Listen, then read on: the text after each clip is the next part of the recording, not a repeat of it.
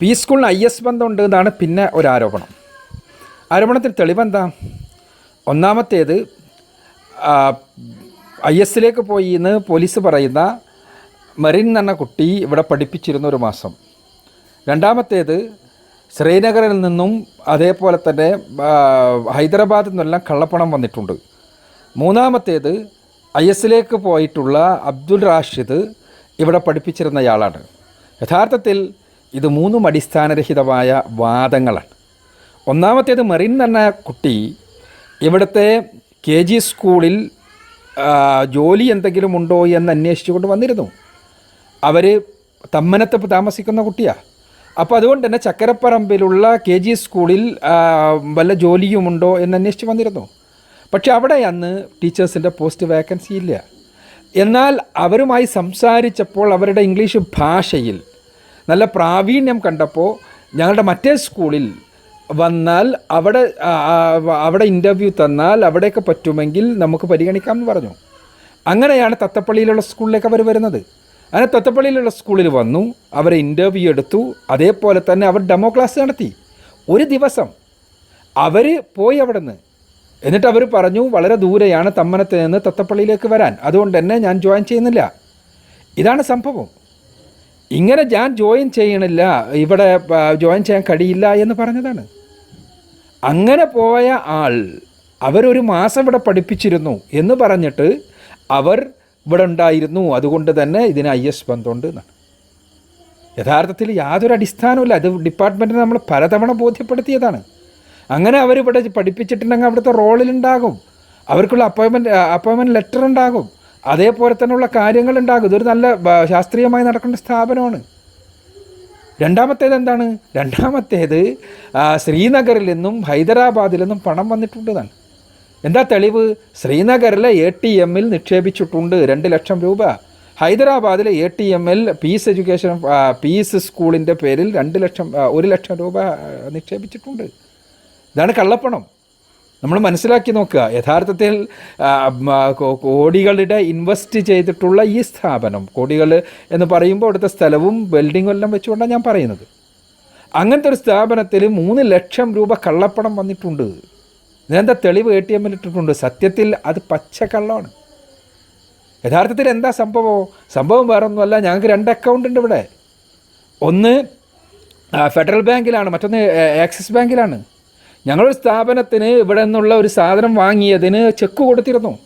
ആ ചെക്ക് കൊടുത്ത ദിവസം ഞങ്ങളുടെ ഒരു പ്രത്യേക ബാങ്കിലുള്ള അക്കൗണ്ടിൽ പണമില്ല.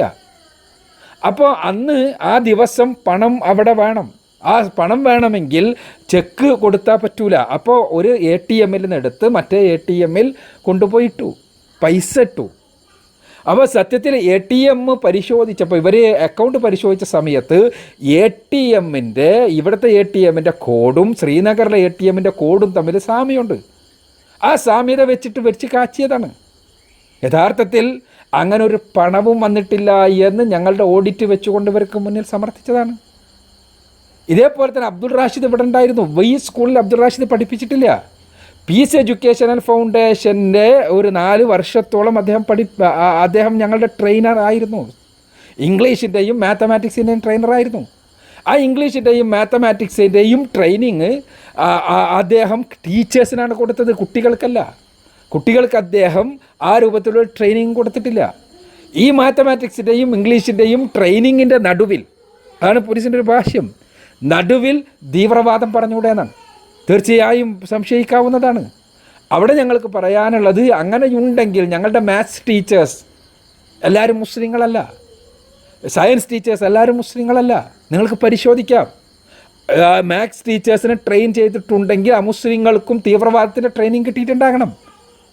അതേപോലെ തന്നെ സയൻസ് ടീച്ചേഴ്സിന് തീവ്രവാദത്തിൻ്റെ ട്രെയിനിങ് കൊടുത്തിട്ടുണ്ടെങ്കിൽ ആ ഭീകരവാദത്തിൻ്റെ ട്രെയിനിങ് നോൺ മുസ്ലിം ടീച്ചേഴ്സിനും കിട്ടിയിട്ടുണ്ടാകും. പരിശോധിക്കാം, അന്വേഷിക്കാം. ആ അന്വേഷണത്തിന് തുറന്ന സമ്മതമാണ്. ഞങ്ങളുടെ ടീച്ചേഴ്സിനെ ഈ ആരോപണം വന്ന ഉടനെ തന്നെ എല്ലാ സ്കൂളുകളിലെയും ടീച്ചേഴ്സിനെ നേരെ തന്നെ സന്ദർശിച്ചിട്ട് അന്വേഷണത്തോട് 100% സഹകരിക്കണമെന്നും, ഞങ്ങൾക്കെതിരാണെങ്കിൽ പോലും ആ എന്തെങ്കിലും സത്യങ്ങൾ നിങ്ങൾക്കറിയുന്നതാണെങ്കിൽ നിങ്ങൾക്ക് തുറന്നു പറയണമെന്നും നേർക്ക് നേരെ പറഞ്ഞതാണ്. നിങ്ങൾക്ക് അന്വേഷിക്കാം, ഏത് സ്കൂളിലെയും ടീച്ചേഴ്സിനോട്. യഥാർത്ഥത്തിൽ ഇതെല്ലാം അടിസ്ഥാനരഹിതമായ ആരോപണങ്ങളാണ്.